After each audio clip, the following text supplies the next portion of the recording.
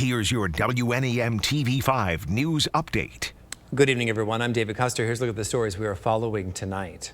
The Michigan Independent Citizens Redistricting Commission voted to adopt new congressional districts, creating political boundaries for the state's 13 U.S. House districts for the next 10 years.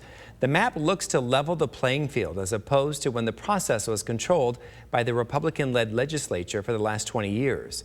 The new 13-district map was approved by 8 of the 13 randomly selected panel created by a voter-approved constitutional amendment.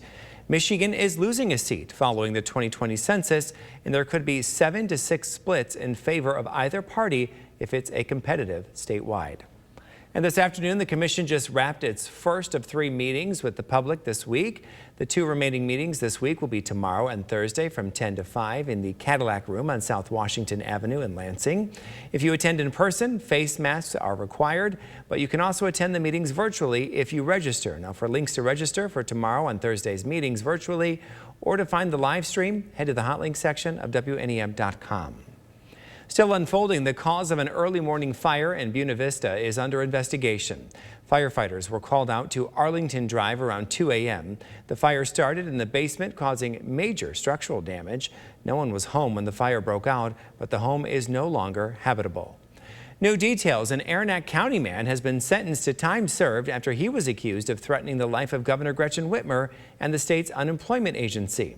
Douglas Melrose of Twining pleaded guilty to malicious use of telecommunications services last week. In late August, state police say Melrose left a threatening voicemail with the governor's constituent services, where he said he was unhappy with Governor Whitmer over her pandemic-related decisions and other issues. According to authorities, he then said he planned to load his guns, drive to the state capitol, and kill everyone he could find within the Unemployment Insurance Agency office. Melrose was sentenced to time he already served. He was released from jail and ordered to pay nearly $1,000 in costs and fines. And now here's Brian with your forecast.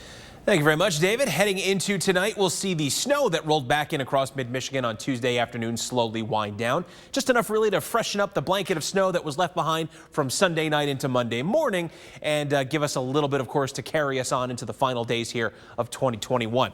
Set up on the First Warn 5 Sky Tracker has the main area of low pressure still over Iowa this evening. That'll eventually sweep across Michigan and then exit east of the area really after about we cross midnight to about 4 a.m. or so. What's going to happen is most of the steadier snows will wind down by about midnight, but we may see a lingering rain or snow shower as far out as about the morning commute on Wednesday.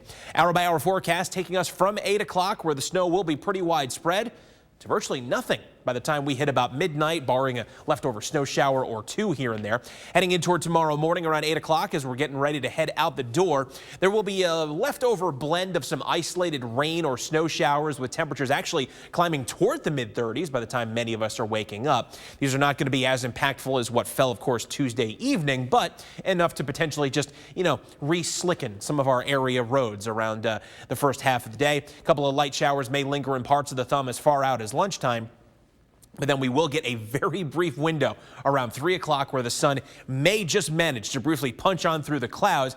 But I say brief because already by the time we're hitting 6 o'clock, heading home, dinner time on Wednesday evening, we're already going to see a new push of clouds coming in from the southwest ahead of another disturbance.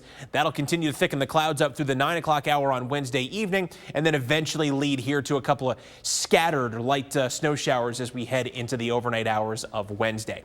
But speaking to the remaining accumulating snow that'll fall Tuesday night into Wednesday morning, not much left at this point, around an inch in most cases around, say, Saginaw, Flint, and the I-69 corridor, as well as along 127. Also the possibility for some light enhancement up to around an inch, slightly more along parts of M55. Good majority of us, though, around the northern thumb, Bay City, Midland, up toward Houghton Lake, picking up less than an inch of new additional snow.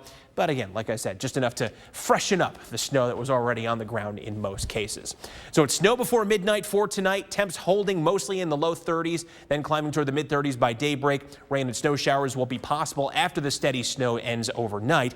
Then in your First Warn 5 7-day forecast, chance for a few leftover rain and snow showers Wednesday, then dry in the afternoon with a high of 38. Possible morning snow shower Thursday, then dry 33. New Year's Eve is at least dry, and as a bonus, looks like we'll get a little sun through those clouds with a high of 38. However, all bets are off for New Year's Day. Messy start to the new year with rain and snow likely and a high of 35. followed by some real January cold Sunday through Tuesday, as high temperatures only manage to make the low and mid-20s. Remember to tune into WNEM TV5 on air and online 24/7 for the latest news, weather, and information.